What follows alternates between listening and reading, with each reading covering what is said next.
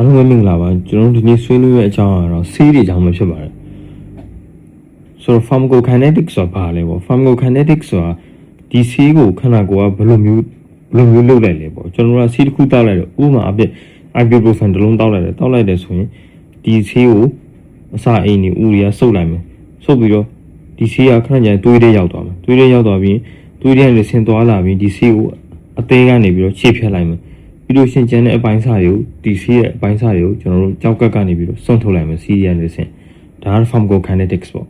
pharmacodynamics ကျတော့ဒီဆေးကခန္ဓာကိုယ်ကိုဘာသွားလုပ်လဲဆိုတော့ဒီဆေး ibuprofen ကဝင်လာပြီး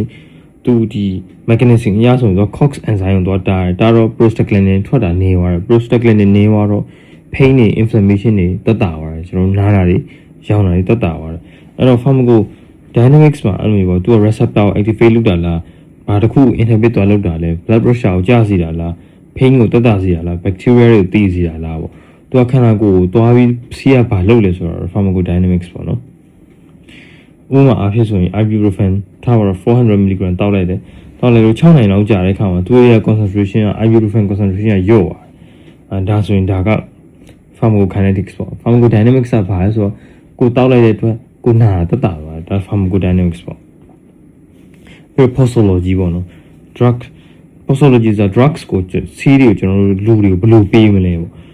ဘယ်လိုပေးမလဲဆိုတော့ကျွန်တော်ဆေးပမာဏဘယ်လောက်ပေးမှာလဲပြီးတော့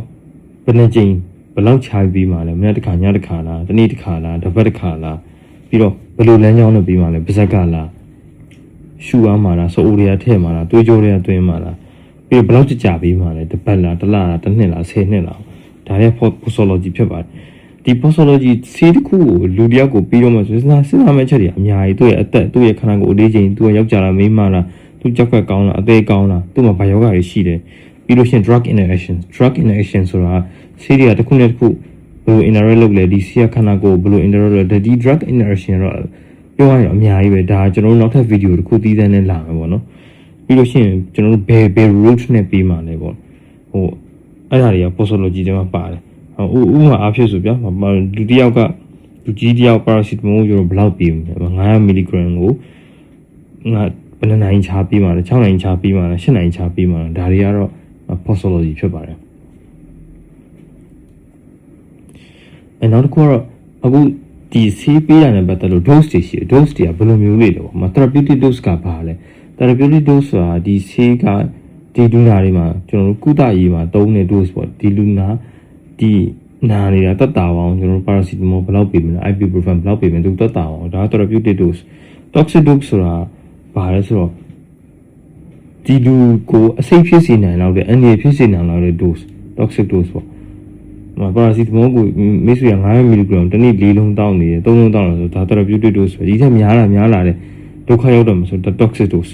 နောက် lethal dose ကပါ lethal dose ဆိုတာသေစေနိုင်တဲ့ dose ပေါ့ဒီဆေးဘယ်လောက်တောင်းရင်တော့သေပြီပေါ့နော်ဒါ lethal dose ဖြစ်ပါတယ်ပြီးတော့ loading dose ဆိုတာကျွန်တော်တို့ initially ပထမတစ်ချက်မှာများပေးလိုက်တယ်များပေးလိုက်တော့မှ therapeutic level ကိုရောက်သွားစေတာပေါ့အဲ့ဒါလေ loading dose ဆိုပြီးတော့ maintenance dose ဆိုတာကျတော့ဒီဆေးကခန္ဓာကိုယ်တွေကသွေးထဲမှာ concentration တစ်ခုနဲ့ကြာလေးရှိစေချင်လို့ maintain လုပ်သွားခြင်းလို့အဲ့လိုမျိုးလေးပြီးသွားတာဥပမာတစ်နိုင်ဘယ်နိုင်ချားတစ်ခါလေးတိုက်နေမယ်ဘယ်ရက်ချားတစ်ခါလေးတိုက်နေမယ်အဲ့လိုဆိုရင်ဒီဆေးကသွေးထဲမှာ level တစ်ခုမှာ maintain လုပ်ပြီးအမြဲတမ်းရှိသွားမှာပေါ့အဲ့ဒါကို maintenance dose လို့ခေါ်တယ်ပြီးလို့ရှိရင် routes ပေါ့နော် drug ကိုဘယ်လိုပေးမလဲပေါ့ routes ဘယ်လိုပေးမလဲ GI drug ကနေပေးတယ် GI drug ဆိုအစာရင်းနဲ့ဥလန်းချောင်းပေါ့နော်အဲ့ဒါဗဇက်ကတောက်တာအခုမိတ်ဆွေတစ်ခုနာနေတယ်ဒါတော့ paracetamol တောက်လိုက်တယ်ဗဇက်ကနေတောက်လိုက်တယ်ဒါဆိုရင်ဘာ oral ပေါ့ GI drug ကနေတွားတာဒါကတော့အသုံးအများဆုံးသောနည်းလမ်းပဲပေါ့နော်အသုံးအများဆုံးသောနည်းလမ်းပဲစိတ်လေးစိတ်ချရတယ်စီးလေးသက်တာတယ် AC ရောအနည်းလည်းကျင်းတယ်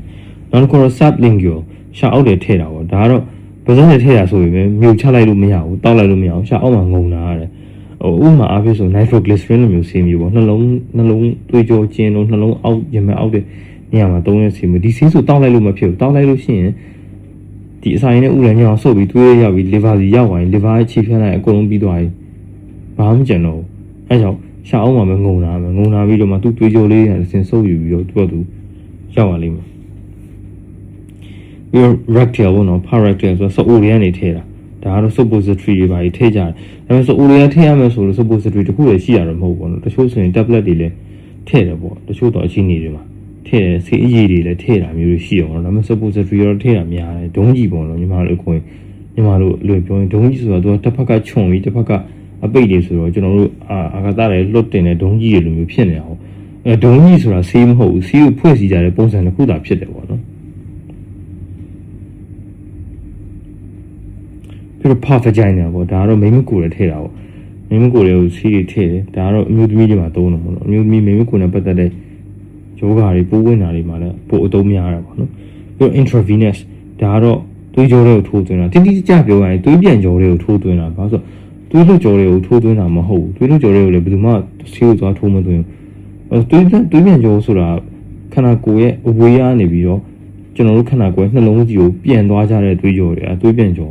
သွေးတွေကိုပြန်ပို့နေတဲ့နှလုံးကြီးကိုသွေးလွှတ်ကြောဆိုတာနှလုံးကနေပြီးတော့ခန္ဓာကိုယ်ရဲ့ဝေးရတွေတခြားသောနေရာသွေးကိုလွှတ်ထုတ်တာပေါ့နော်ဒါသွေးလွှတ်ကြောသွေးပြန်ကြောတွေကိုထည့်လာ intravenous ပြီးရင် intramuscular ကြွက်သားတွေကိုထိုးသွင်းတာပေါ့နော် vaccine တွေဆိုအထိုးများတယ်ကာကွယ်ဆေးတွေပေါ့နော်ပြီးတော့ subcutaneous ကျတော့ skin ရဲ့အောက်ပေါ့အရေပြားရဲ့အောက်တွေကိုထိုးသွင်းတာဒါတော့ slow absorption ရခြင်းလို့ပေါ့နော်ဖြည်းဖြည်းလေးစုပ်ယူတိုင်းလို့ခြင်းလို့ဘယ်လိုမျိုးတွေမှာသုံးလဲ insulin ထွေးနေရတယ်မှာသုံးတယ်ပြီးတော့ topical roads ပေါ့ topical roads ဆိုတော့ကျွန်တော်တို့အမှန်လက်တွေပိုင်းနားကိုလက်တွေပိုင်းကိုက်ခဲဒီနေရာလေးမှာဖြစ်ဆိုဒီနေရာလေးမှာပဲလိမ့်လိုက်တာ locally apply လုပ်လိုက်တာပေါ့နော်ပြီးတော့ transdermal patch ကျတော့ဒီအရေပြားအပေါ်လေးမှာကတ်လိုက်တာပေါ့နော်ဒီအပြားလေးတစ်ခုကို sticker လေးပေါ့အဲ့မှာစီးရပါပြီးတော့ရေပြားအောက်တွေဖြည်းဖြည်းချင်းစိတ်ဝင်လာတာဟိုမှာ nicotine တွေဘာတွေမှာသုံးတယ် nicotine patch တွေသုံးတယ်ပြီးတော့အဲ့လိုပေါ့ဟိုနာကျင်ကြိုက်ခဲတာတွေကိုနာတာတွေသက်သာစေတဲ့စီးတစ်မျိုးဖြစ်တဲ့ fat 9ပေါ့နော် fat 9မှာသုံးတယ် fat 9 patch တွေဆိုဥမာသူတစ်ခါကတ်တာပြီးရင်ဟိုနိုင်20တို့48နိုင်တော့အဲ့လိုခံရရတယ်ရှိတယ်သူမှပါတယ်မီလီဂရမ်လေးကနည်းနည်းလေးပဲအမှမှာတနိုင်ကြီးကိုဘလောက်ဆိုနည်းနည်းလေးပဲဖြည်းဖြည်းချင်းပဲဝင်သွားတာအဲ့တော့လူများတစ်ခါကတ်တာပြီးအကြာကြီးသုံးလို့ရတာပေါ့နော်မှ48နိုင်လို့24နိုင်အဲ့လိုမျိုးသုံးလို့ရအဲ့ transdermal ပေါ့ပြီးလို့ရှိရင် inhalation ပေါ့ inhalation ဆိုကျွန်တော်တို့ဒီခေါက်တွေရှူတာမျိုးတွေပြီးတော့ nebulizer နဲ့ရှူတာမျိုးတွေရင်ကျက်သမားတွေသုံးတော့အဲ့မှာသူကနှာခေါင်းကနေရှူတယ်ပါးစပ်ကနေရှူတယ်အဆုပ်တွေကိုရှူထွင်းလိုက်တာဒါတော့ inhalation route ဖြစ်ပါတယ်ကျေးဇူးတင်ပါတယ်